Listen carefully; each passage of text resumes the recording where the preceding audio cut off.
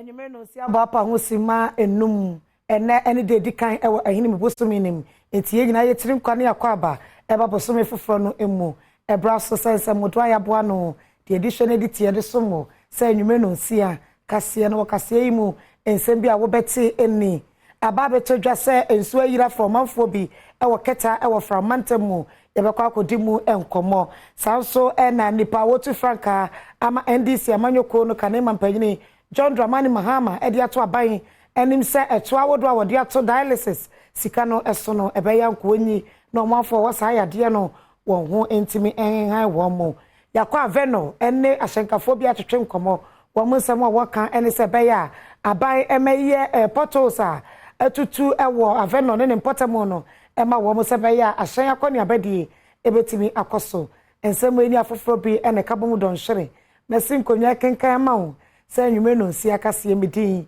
e de akuya echa oyi akwan memwajo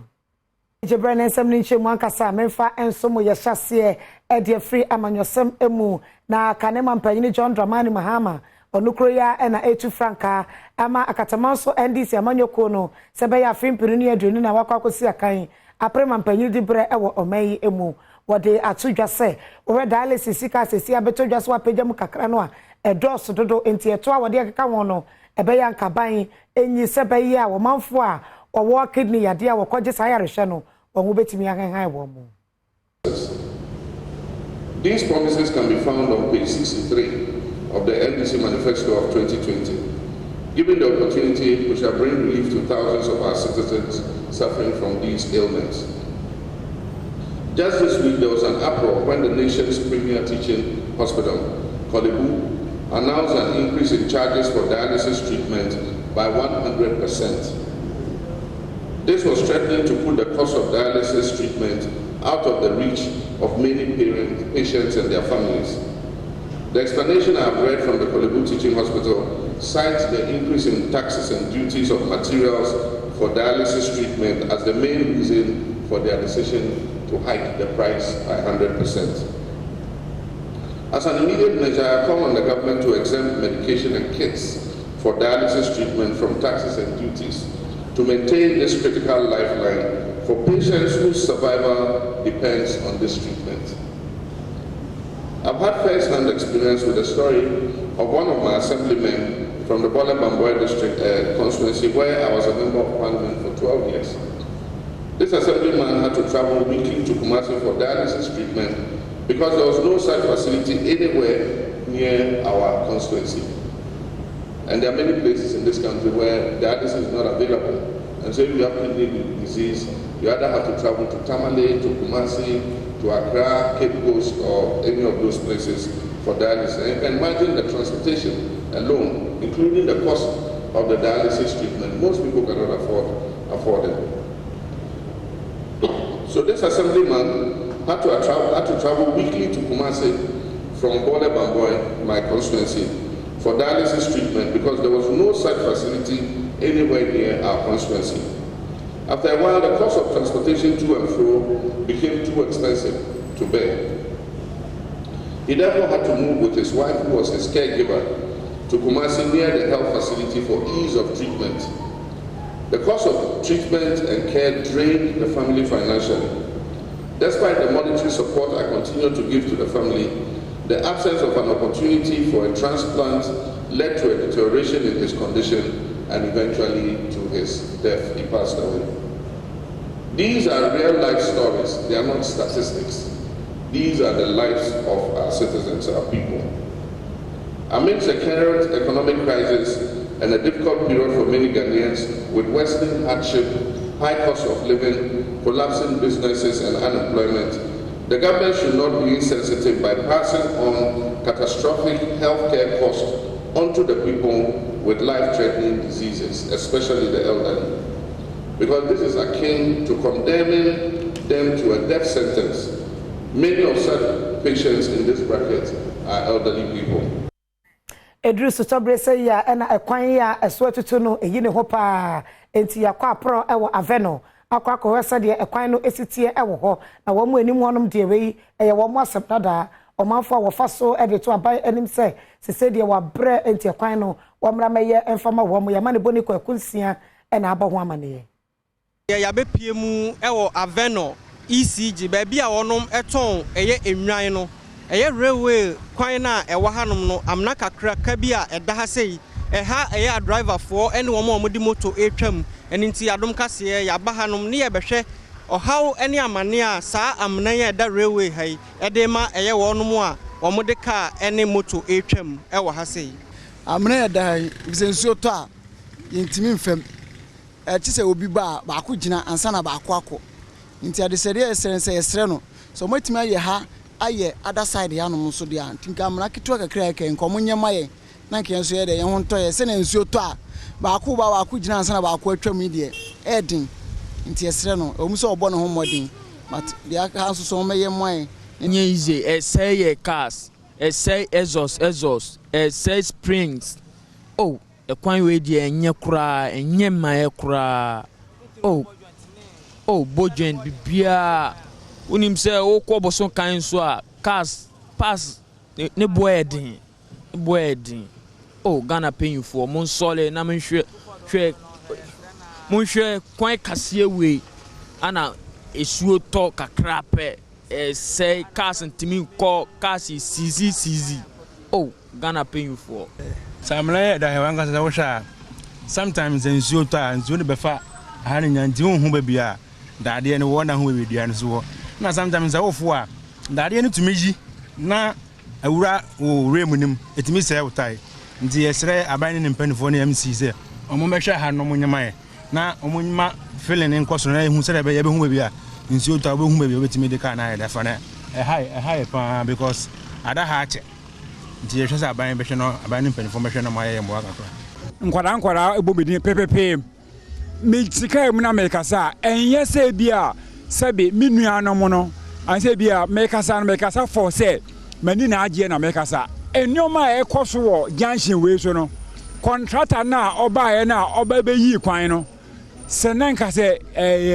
yewo obi a ohwɛ ade ya awo sɛ company funu mu bi nko mudi contractor na chi me ankasa no moment no enam sɛ kurom ha na me yi adwuma na nkwanta yi so no I had to me yiri ama saloon cars and ordinary cars I wa haramo na ye small cars no in short me wurem woni hwan ya na watumi aka se obi mbaboa wo mesre Ghana ban nanado adawo ma me pane chewa yisha ye bre ye ka na se nyina aboso kan oba gban okwa aboso kan nema passes appointment to ye won hwe ye kwan ye de ye nsagu ye nsayem ye pane chew omoae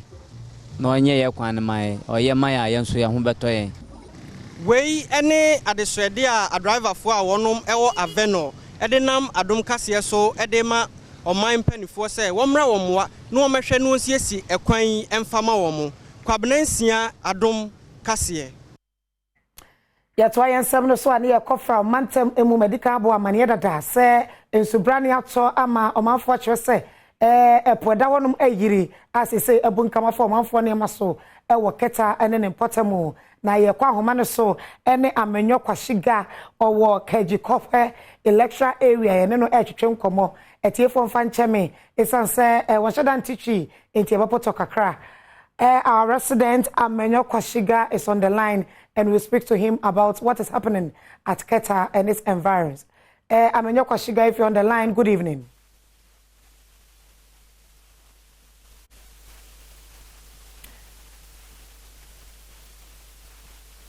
Can you kindly give us an overview what is right now what is happening in Keta?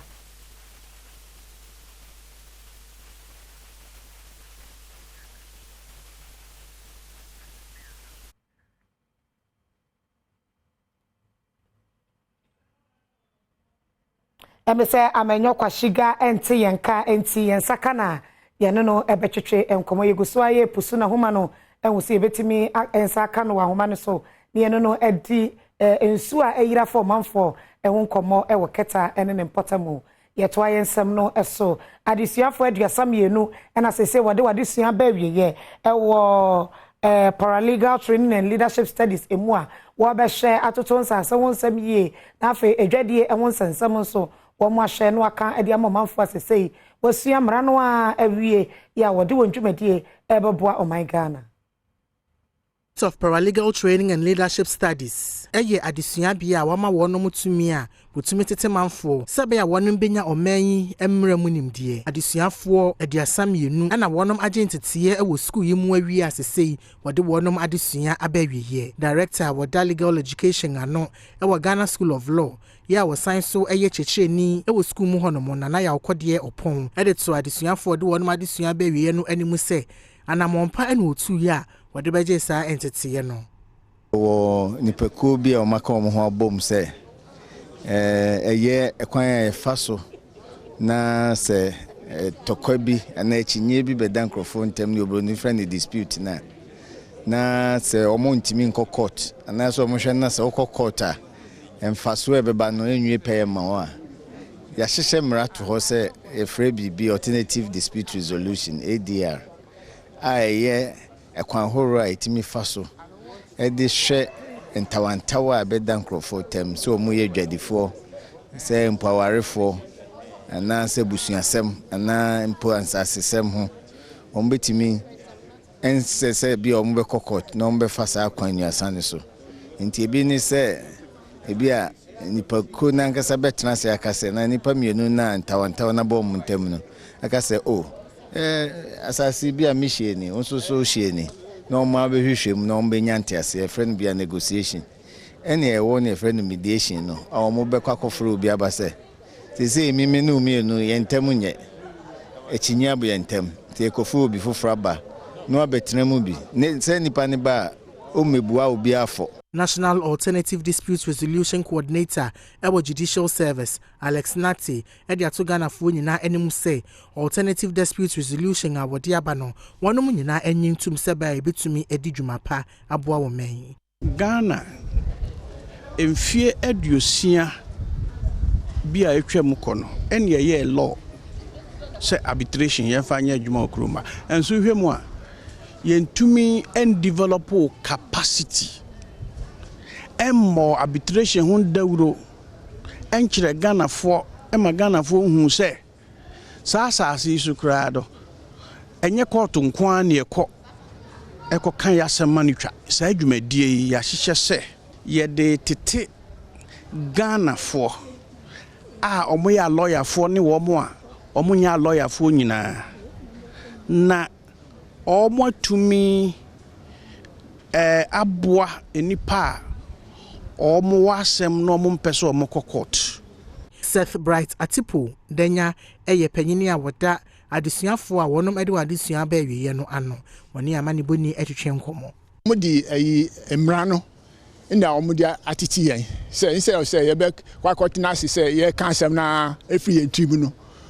ayi o ma kire emra e ho a se ye di asem a ye betumi eyusu emra no edi asem no ma ye di judgment no back court betumi aye ho adwuma ye mu bebre na ye wo retirement nti ye wo retirement 60 years 65 years ye nyi adwuma bia nti se ye nso betumi aboa oman no na isamsam na adoso manchusam na adoso o court na it take 2 years 3 years 4 years no ye nso ye ho a within 1 week ne betumi solve problem ma obi ani age Ekwafobia wamu edua enobaye bi tise kube edeto aban enim se adaroma wone sika krabia wodwo nkasa sebe ya wokọ so okopebosi a obetimi ama wamu sika no bie na asenti a wontimi enua nobaye ne bebre ene se wokọ sika krabia wo so wokọ akopebosi a wamu mpese obema wamu na ebra kube afahye koso ewo nkran ena sansemi wode etudwa kube afahye etoso miensa wonum eyeye no akuafo bi a woni amane boni etwetwe nkomo no ede atugya se eho behia se aban ede hyehye pa ebegu akwan mu se de ebe ya akuafo ebenya sika na wonso ede won ho ahye kubedua mu raba ene afofora eka ho Solomon Kojokusi eyafimpinu ene aduonum African Best Farmer woni amane boni etwetwe nkomo the farming is serious business say ehia capital say ye boa banks titru banks ma akuafo bosin so the biggest challenge this country is facing the grant and loans are banks non fam ma akuafo who could trade business near the normal. But the farmers, as of 2020, there were 12 million farmers in the country. But Bisa say, Dudu was saying, and I successful. Few, per my checks, about just 500,000 per year successful. Because I'm the almost can, and some more boom. But me one so who industry now were 12 million people, not only 500,000 or 5 hours. And Yajuma, the government needs to intervene. No one starting the banks, no, and Kasana banks no start allocating percentage and from farmers. CEO our Ghana Export Promotion Authority ano Dr. Efua Sabia Sari echire mu se wonom ede nhyehyɛ bebre egu akwa mu se de be ya wonom a wode won ho ahye kubedua mu ewo oman mu no ebetumi etumpom. The vision of GEPA's coconut intervention program since 2017 is to make Ghana at least fifth globally in the production and export of coconut products, and it is in this light that we launched the coconut revitalization intervention some 6 years ago with a clear objective of reviving the then ailing coconut industry to improve the supply capacity of the value chain, having realized the growing demand for coconut globally. GEPA has made a modest but quite significant investments in the sector since by procuring and distributing disease-tolerant coconut seedlings to coconut farmers across major coconut farming regions in the country. So far, we have distributed over 1 million seedlings covering some 15,200 acres, and we are not relenting on our efforts. Jemtinania wada African Coconut Group ano eni amani buni etwetwe nkomo. Export of fresh coconuts alone currently is estimated to about $11.5 billion, with about 57 million exports on coconut derivatives. 2021 alone saw cumulative export of 41,332,637 kilograms of coconut, which translates into about $11.5 million US. This is how far we have come as players in the coconut sector, with a vision to increase current production and export figures. All this would have been achieved without partners like Ghana Export Promotion Authority and Trade Development Authority. Enti Coconut Festival de atoso miensa enwa fashe koso e watakrade ene akuafoi e de wadesre eto aban ene memwa ne bo ene kokote ye no yetwa yensem no so e wo ahafo mantem no emu na ohina owo goso traditional area na nakwese bosompra e de ato na mayemfo anim se eye na sa aban bi ba no obehye wo bo bebre na wa nesu a wo ma wan bonye du na wonya akokudro empo sa aban kro no achi se be ya empuntunyuma wo do bekoso e wo nkura wo mu no emu wo bo enipa aduasa mienu abaso e wo goso science wono maboa ama empumtu aba mantamu honom no ena nana kwasi bosompra wo ye ahafogo so hene e de sansemi etudwa wo kire mu se ebraso sa ahemfo wo mamu nyina ne titiru ene wono mo wa hafo mantamu enya kokuduro akasetia eniama bia aban eya emmoa empumtu e wo man mu owura ya wono akasa wo bo na baso bie no ekire mu se eniama bebre wo honom a ban ehyebo se wo beye aboa ama manfo abrabo etumpon de nanso besi ne ya no enya de se aban ayemu bia ohene de wo soma ban bia baba bia da wo so no na enya ba bia nya no aka mane tim nya ne de Ghana fo ade ne nya pra ya se ye ba bia wo ha em koye ma no aka sa ho ba bia wo ya bia no aka mfo no ba bia wo se twa ne betwa abanye ne bi wa wo se ye ho ne aka kira no ye nya no ne aka ye wo se aka mfo na ne aka mfo jami abamba ko amamba ba so pra me da so ti wo Esan adwumaden a adom kase ama ne boni Samia Sare adie e wo ahafomantamu hono mo nti no wono mo bo na baso a wo ma no outstanding media person e wo ahafomantamu one Prince Jesse Antwia wono ene ye panyi kwankyerefo a woda abasobodie dumadie na no etwetwe nkomo eboa ama nkora na ya direct access to mentors na wonya sa ankofo ya sebi wode so ahunu ne woni ndia wagada no over the years no e de ye bibi esi nkora na ni so kasa kyere won tu won fo a ehwe ani mu se won so brabo no daache ani da so papa bi bebam na ye nhira ma won communities ye nhira ma half region na ye nhira ma Ghana man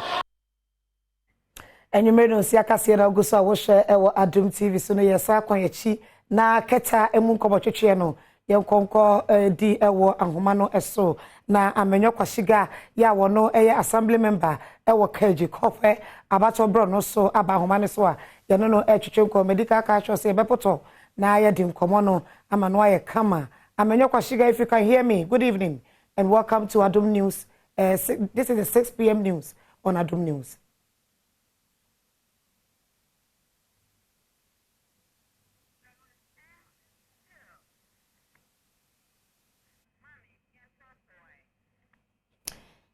Ebekoswa epusu na homa no de atwato biem yensaka no a yene no ebetwetwe enkomo na yetoa yensem no eso wode afuto ama wonmu a enimfie du nwotwe se wonche won ho emfiri empaso agodie ho se be ya daachi bi wonko fa mprewanyi sema no me ya de so a ento abusua no eso afuto akọ ediama mofrenkuma wonju mpanyemfie so se womo homodian na mpaso agro wonche won ho emfiri ho se de be ya emprewanyi sen ya doso wo mangane mu no eso betumi ate na sai afuto yi vice principal Owako Kari College of Education, Akofa Akosia Bosu, and the Demadisiafo, one more Dadwin DA Basic School, yeah, no one dancing North Mensni was Sante Mantamnimo. Education, in church, Yedibama, and Palano, no more Betias, no one say, and we hear say, Sabi, Yawarewa, Obaya Sanyama. Into the kind of education. Then one question some school, Jumana, Tuma, over school, school now, na that she be no one casa, almost sad, and so say, Mama, and Wechi, headmaster was school no more, or Georgia Day, and so far Kunya Switch mo said the Musi Fabre was school no more. And Nam said Dano is Santino and Crano Apopi so. A do baby is run shift no so no. A breast a child and a sooty. And now Obisu we are the be one of pa, Ushana or Quanopa, Sanko also Quanopa, Ushan also we are. Ushan we are also my Quanopaba at the true ones. And they say, Yenya school dan, best soon be any other quabum paper. 2 months no, because don't me who go send on the pa, I didn't want to school. On make us send me because I trade school. Pepe say, Obiyamo, a can also call Janabia. Others will call public toilet, no go to Iska. And now so say, Ukufi. Now why you be coffee, Abano, Bicraqua, or maybe. Ti adisuani adichena I say, Yesuana Gasano, and also a home a Toshimagakra. Dr. Cha Amina Esiedu Ayakane and Womesia Quantrefano no word just so Abaton Pesiano eso watch say a camia say Adisiafo ni Galam say ho echese wombekwa kwosina suku dem wasuade enti awofo emweni enko mofra no eho pa isanse womesia eho hia Papanyi bi akane no kwadere ewa adesua emu ya sese wo na homegie mu abekasa de afasade emofra nkoma wo mu mayimu a anka wo se wo musua de no wo mpa adesua kira kwan na so wo de wo ho akowura galamse nnwumadi ahodo emu na bra Dr. Cha Eminesi Eduamu a ya kane no Municipal Director of Education ewa ejoso ni Adom kase hwetwe nkomo no o kire se ewa sa chechefo yi etumi ni adesuafo yi di nkomo no kire wo mu how bia galamse ebetumi edi abre wo mu ene semoni bia edi ewo man Ghana emu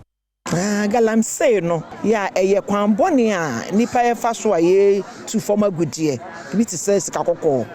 na kwan ya fa so aye tu no esai yensase no yenyina di ho danse esai yensuo sue ni nyina ni ase ya untimi nom untimi fanye hwe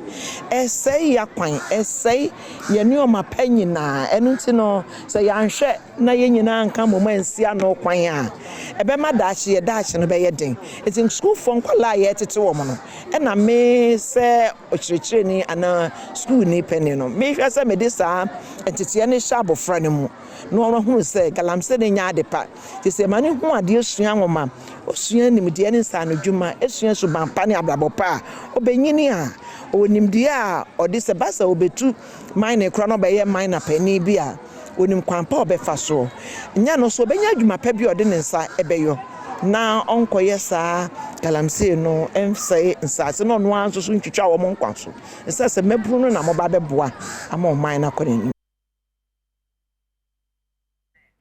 South Municipal Education Directorate no so HRS ewonima hoboa wodema adesuafo ekotwe BC nsoshe enti wo hwekwan se nsoshe no so so beba no na wo mo atwa pa obenya nto asosuku ahodo akọ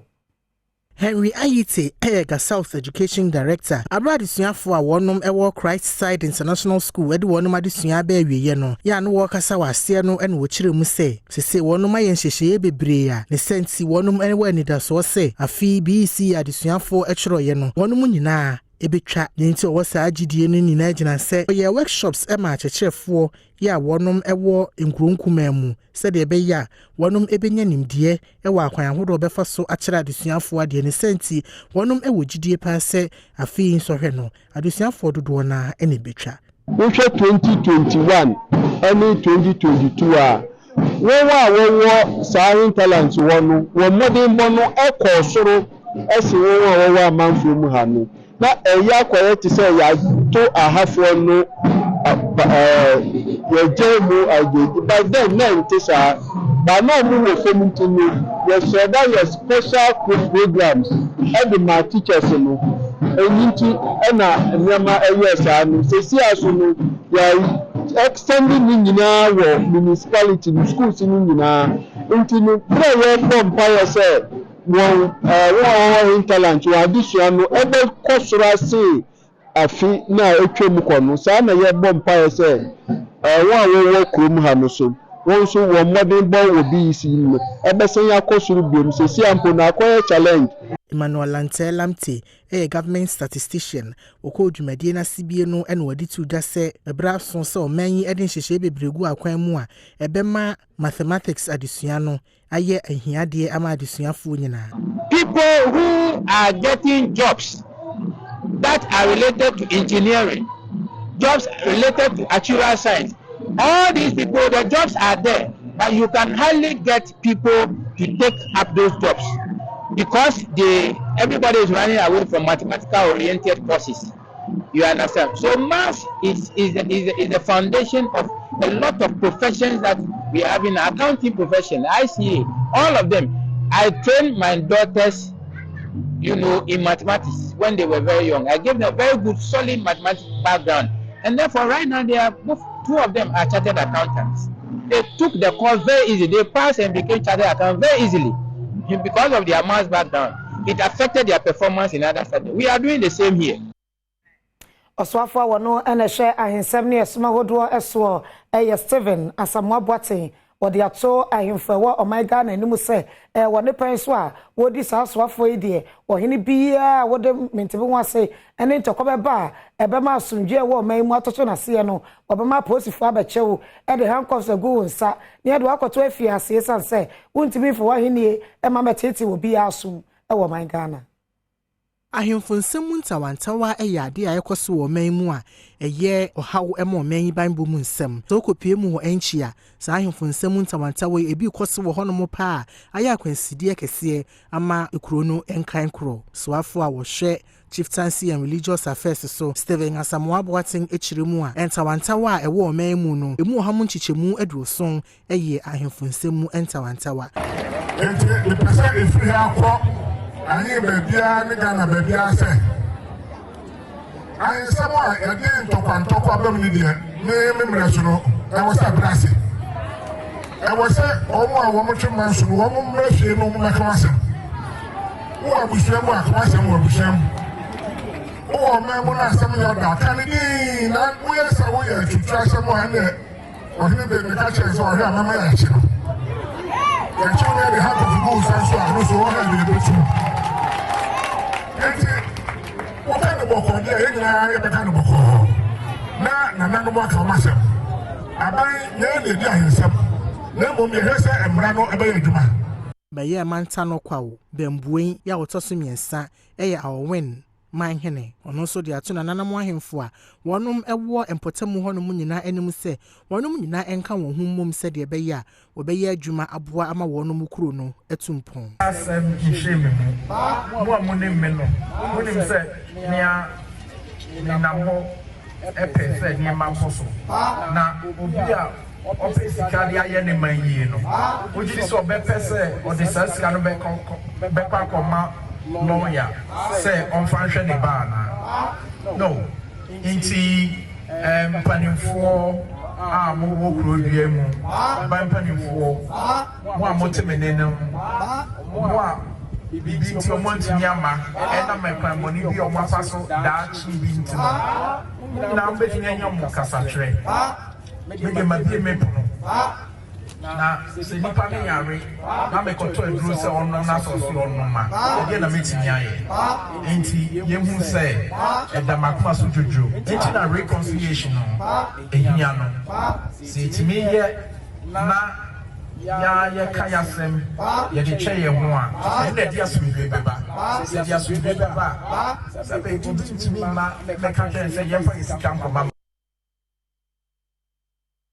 Adom Kasia do ko atifedo apoye mantem no emu na bese emfiem yensanie ena mentemu wase ewo boko ene ne potemu a enu ti aban ede hye na ato won so ya mototwie so wode tabono ato so the senti adesuafo wo mo fre bendori ekọ boko ekokosua de no wo mo etena bobo yaso wo mo bicycle so ene wo na sabre no wo so sanse wo bicycle no wutimi de ko ede ba na nyame adom enu nti obi afa ato ne ho so akọ adesuafo yi bicycle eni abobo ya sebe ya akoni abedie ebetimi akoyi ama wo mu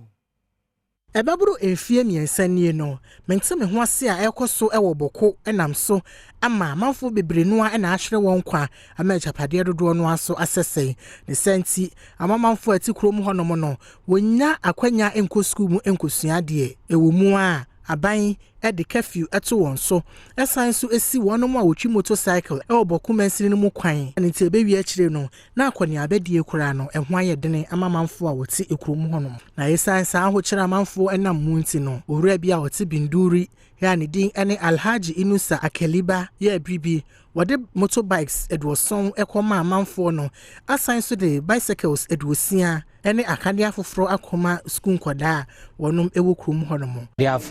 banned motor riding, and then, you know, most of the students, their parents normally drop them with motorbike, and then it has affected them. Some of them, when I came last year, I went 1 or 2 schools, and then I think it was almost 9, 10. Then you see students coming, and then they have already started first lessons. So that really touches my heart. Then I ran to Vandapoki. Ayamba mumuni chechire ni wani amani boni enko twetwe mu ene wadi tu dwa se science adesuafo enya bicycle sa wadi beba school ntino ebe wi eche na adesuafo dodo na obeba school mu na time ko bebre sent wo hu ne se sa bicycle si a wadi ababa dom wono mo no ebe boa adesua ho nsem e wo school mu hono mo. And looking at the situation currently in Boku with the conflicts, it is not easy for students to reach schools in time and then get studies. So we observe that it has a lot of bearing on them. Most of them, before they get to the school, they are already tired and they cannot cope with classes activities. Awini Divine Adorwen esuade ewu school mu hono mu a wonya bicycle yibi woni amani boni ehwetwe nkomo. Okay, from 5 kilometers to school. So by the time we reach the school, they have already finished one lesson. So we have thank God for what they have done for us. And you may know see akase na oguso a wo share ewo Adom TV so no medam hu tie waba bekoba ebetwaso. Meda say eno wadaje meka wo se kase yetwa go live ewo Facebook, YouTube and Instagram. Kona ko like, comment na share na afofro so enya bi Go TV channel 119, DSTV so ye demo live channel 280. Yet why ensem no eso na National Pensions Regulatory Authority eye wo mo a ehwe apomden ensi achiba anasa homichemu ensi achiba so ewo oman yi emu na wo mo etwese hini bosumi wɔde asi wɔn mu a wɔbɔ apɔmu nsiachi ban wo dawuro ɛwɔ nsɔresɔre awodoɔ mu nti ɛna no wɔde aprɔbɔ no kopie mu ɛwɔ Presbyterian Church of Ghana senti asɔre biya yɛ Presby asɔre ɛwɔ man Ghana mu no wɔn mu kɔdi dwuma wɔ hɔ deɛ wɔka ane sɛ wɔboa mɔmanfo atimi asiesie wɔn ho sɛ bɛyɛ adakye bi kɔ ahomegye mu a wɔne ntutu aka wɔn nsɛm na betimi anya nsiachi bɛsika bi a wɔde bɛhyɛ wɔn wabusua Sadia beya obia eye adwuma ekwa ahomegye mu wie a ne daakye ahokyere emma ne so ntino National Pensions Regulatory Authority ene Presbyterian asafo no aka won ho abomu a wonom ada pension Sunday edi ewo Presby asafo a ewo awiase nyina emu Right Reverend Professor Joseph Obriyabu Amante moderator wada Presbyterian Church of Ghana no okire mu se Presby asafo na ankasa no na wonom etu eda edi nkan ewo ehine mebosumi esi hono mu a wonom edebo pension ho dawuro eno no na woyema asofo nko a enefa santetie ni mu na sese yi a wone NPR fo aka won ho abomu no wonom etire mu se de beya asafo manyina ebenya santetie mu emfaso Zanzo mama ya so ate se ni baka krebi e na wo Ghana ha omo ye adwuma titru se ba aban mu anase official awo Ghana ha anipa bebre onom a omo nye adwuma sa ebu a oton ade ono ana o na adwuma nti won hyedan siesie ne ho emma ne daache na pension no wo ho ma nipa daache enu nti na Pensions Authority enne omo ne akabo ma ena ya launch anase ya da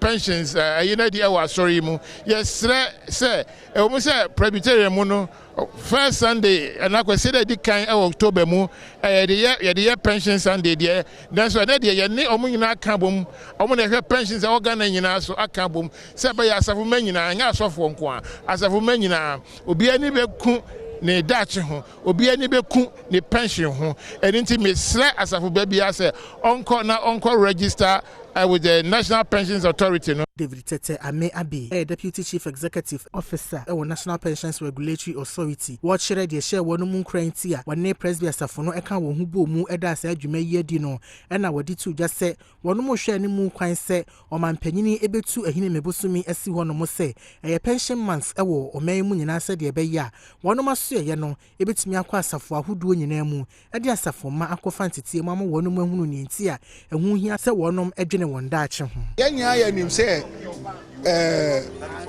pension wo hoyi eyema wudachi say ohia bebo wo time awaye mre de eche owo na ye tra ho say sa asem we enye say yen kwa na yeti wo NPR yo nti ye nko Presby Church ye fi say more 5,000 congregations worldwide globally say yen fa omunko kan say sa same way omu betumi bi NPR aye ejuma na ye kwaye nu so na muti wo moderator na nkasa na no ogitumu say ono moderator no enye spiritual niamampe e na ope na say wo ya sorry ma ti say wo physical needs no so ehu hia no iti pension a ye debate si dachi ohia echi de ndia na energy ho. Bishop James Yawahinkra and the General Secretary Eda Church of the Lord Brotherhood asori no ano or the atoma bruno nim se enche no my Ghana era abato mu enti ema obi ama ne ho kwan ma obi emfasika ema dada no ma ne ho fa ne ho nkɔhye enema enye ewo abato ebekoso no emu. Bishop James Yawahinkra and the General Secretary wada Church of the Lord Brotherhood ano na bra woni amane buni Isaac Amwako etwetwe nkomo no en wachire mu se abato eye bra manfo esigina ye ema wonom a wogi wondi se obetimi abu man no akwanya ema wonom ebedi wonim ne senti ehu hia se mabunu ema won ho kwan ema manfo fa won so eye basabasa yo ewo memu sofo panyi ekire mu se ehu behia se mabunu nyina ebeka won ho abu mu aboa ma asomdue atena wo memu na fei sa asomdue no wabo ho ban wode sansemi tudwa wa bra mabu na wonom ewo Brotherhood asafoni mu eye wonom National Convention ewo Konongo ya ewo Asante Achim Central Mensini ni mu oman bia ehia asomdue ena abatwo nso enye okun aye adwen ye che ewo oman ne kanko ye yi nipa yen hese bia sika bi enu bi di bedada yen na emu mu ye nipa wonom ewo oman no do na ɛwɔ die sɛ daakye bi wɔn ama ɔman na kɔ anim wɔn deɛ to aba ma wɔn na emu mu no yɛnyɛ dɛ yɛn to aba no basabasa bia na yɛnni sika bi akyi sɛ ɔbaba yɛ daadaa me ama me bɛ 50 cities bi anaasɛ bible koraa sɛ wo pa wo bi ama ma bible bi so a bɛni papa. National Youth President Awada Safonano, Ohene Sefa Joseph, any amani boni enko twetwemu and wode to emebunu nyina animu se, wonom gidi owo ewe radimu no, wonom enyiri mu kete, na wonom ene afoforo anyonko femu no, womanya mesu ene di ewo mu. Yama ya nu so ne a yewo. Ye hu se onyankopon na yedinachi. Otumi ade nyina. Say with God all things are possible. So we ga mu ade nyina tu. Ye nyina ya fo ye ho emma Kristo. We say honhom na tu mu a. Se honhom na ba no. Honhom ojo. Enije. Enti ebesre. Ni nyanom e magunu. Yente e hu bi sa agobɔ ne nyina. Ni emu ya ni na nyankopon so. Ya fo ya ho tu so. Bibia ni wesima ayede esne Kristo so be afeyen fakase no emura edwadie ensem emu won mu akwadare ewo nhwehwemu ewo mfudie mu ya wo mo air researchers na ede ato aban enim se ebe ya nko ma nhwehwemu ewo emodua ho eno so pa se be ya yebetimi enya emoni mu asoto ne ahohoro bebre na amanone dia ye krabo memu no eso ate na oman Ghana de na nkasa yedua no omanfo atimi ato na de sika abomeyemu. Are very good, but there are some which are which are far better than the others. With farmers, we can, if we get most of the seed, it will be very helpful for us. So now, farmers, we don't have the money to go and buy the seed from the breeders. So if government can help them to produce more at subsidized prices, so our farmers can get those varieties, so it will help us. It brought out here today, I show that they have a potential of giving us good yields as the seed industry or the rice industry is supposed to grow. However, my preferred varieties that I have observed here today is the CSR Agra. That particular variety has the potential to give a higher yield compared to the other varieties because it tills more than the other varieties. The grain quality is very superb. The size of the grains are very good, and then it looks just like the foreign rice that they bring in. I think that Copia Ghana has sponsored, and their main aim is to help farmers to select which varieties they want so that they will be able to produce larger quantities for them. So researchers are working around the corner, and then all we need is investment in the right direction, policy in the right direction, so that we'll be able to produce that much varieties, and then the farmers too will be able to select what they want, and then so that we'll be able to mitigate the high amount of money that we spend in importing rice into the country. Ghana Extractive Industries Transparency Initiative wamutitreni bako Dr. Steve Mantiao wode atudwa se kamia se oman asase mu adodode enkanka ne afuma godie tuo no yentimi nkura ne sika yi afei enwo akontabuo no so na enkoyie enti wode ya de sreto abanyanim se wamo enye won hihye yeyie na mfa sika mra oman yi mu ebra wodwumade bako koso ewo sunwan ena wode sansemi etudwa. Dr. Steve Mantiao any amani boni twetwe nkomo no ena wachire mu se sana mo a wotuo no wagidi ye pa se ebeboa ama wono mo ofa kwan bone so ekra niama efiri oman mu ekwa man ahodo so ekoton no abrase ofasa akonya no sutu aban fo se man a wono mo fa so eye procurement no won hwehwe mu esanse wagidi ye pa se wono me san hwehwe ni nyina ebeboa abra wo kasa wo kebia omufo nhia mu a wono ewo sunwane ewo bono mantam ene wodi sansemi atudwa ba mines aya fam gudie tuo mu a bebia sika wo pa no enye eto no be mmom no eye de friend procurement in terms of akade a yedi ekọ mining mu no ene wo mu a supplies a akade no wo mu na enye sika pa nso ohwe oman Ghana yedi eni akire faako eye eto agigye na yagye tuo yi saa mfie ọha na ekire nti mmara so sɛ yɛbɛdane dane nneɛma ni na ne titiri deɛ ɛsɛ yɛyɛ ne sɛ beebi a sika no ɛwɔ no ɔhɔ na yɛde yɛadwen ɛsɛ yɛde yɛadwen ɛkɔ ɔman ayɛ nhyehyɛeɛ sɛ a list of about 51 items a ɛyɛ akadeɛ a ɛkɔ gold mining mu no yɛntɔ mfiri Ghanafoɔ hɔ mfiri ɔman yi mu si yɛbɛkra ba a ɛna gye sɛ ebi a Ghanafoɔ ntumi nyɛ ansa yɛakra ba. Justin Awusu Banahene Bono Mantamu Swafo. Ono so ne kasa yemu enu wadi tu jase kwa body amanfo fa so etu kufo magudi a wakano galamse no ehu behia se aban ebedwendwene akwan pa obetumi ede afa so se yesi betu efuma agudie se ede nchemwo se yesika akọ se lithium ende menim ni twidin ende keka ho a ne emu woyere ana ngo ende keka ho a kwan papa ebefa so a yebetu ni mpo yetu wi a eso mfaso de a timamufo ebenya no ebepo ama ye nyina ye de empaebo atayekire ama isan ko ba tan sharp muden so World Health Organization HRS anka Dr. Nibia ewo enipadodo a wose wo hwe wo mo ya emro enipa pem enso ba my Ghana nkurase bia entesa ewo ho ene doctor baako otimi hwe nipa ba sempemienu mpemiensa ene yechire ne senti Ghana Medical Association ede to aban enim se won hwe na sa hye ye no won fa ni dwuma na pom densem enkonkan wo mayimu. Ghana Medical Association ne fa ewo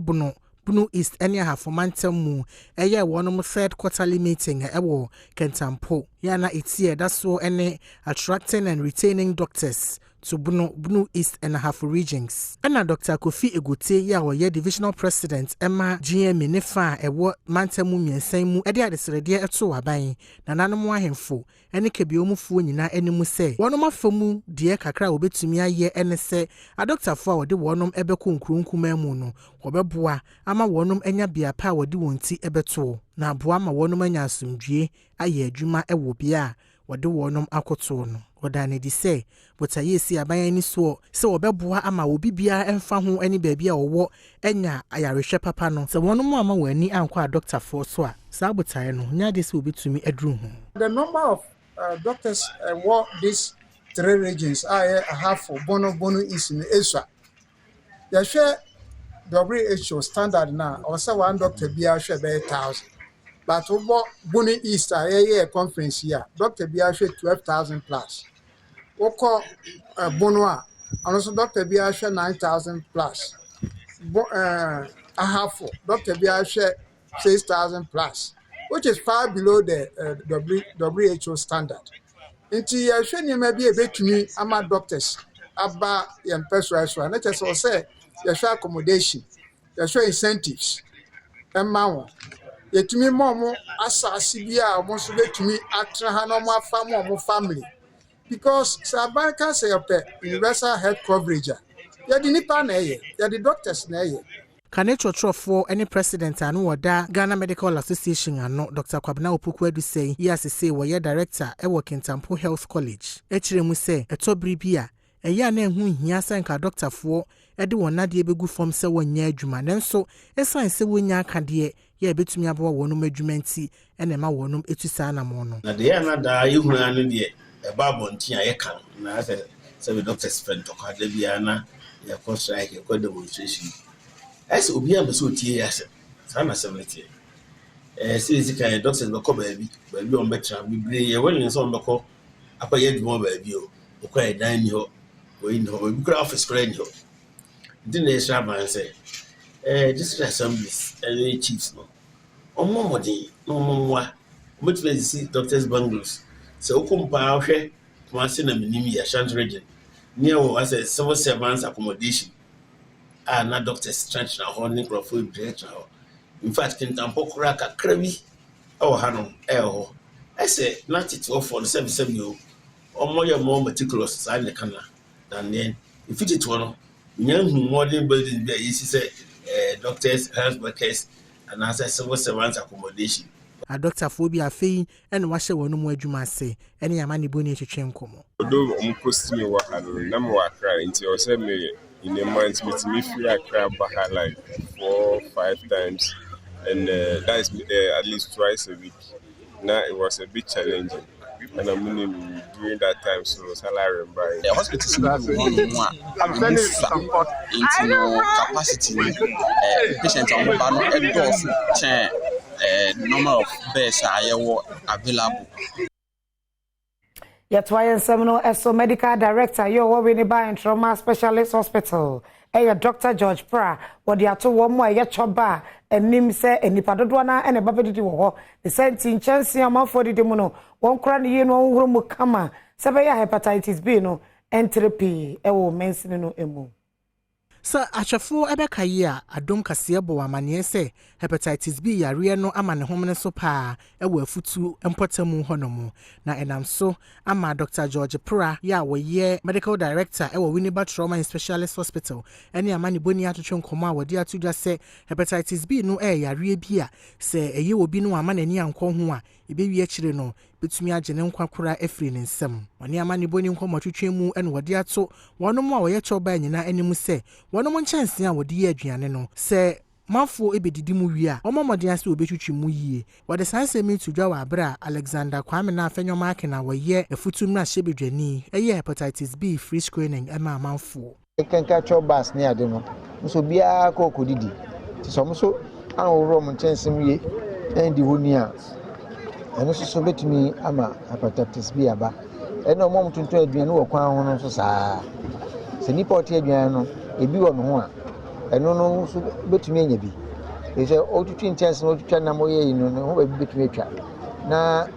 ne ho so abeka abefreduan no udi a obenya bi eno ntina esa afibia no obi a oton aduane wa ye aduane ho aduane bia no esa okọ na ehwe omudie mu ehwe onsu so we need hepatitis we need TB any yare account to mo yes anyime wonyina no omo afibia omukọ ekoso mo yehwe mo yom ho hwehwe mu no ya na wontanya saa yare no ho bedin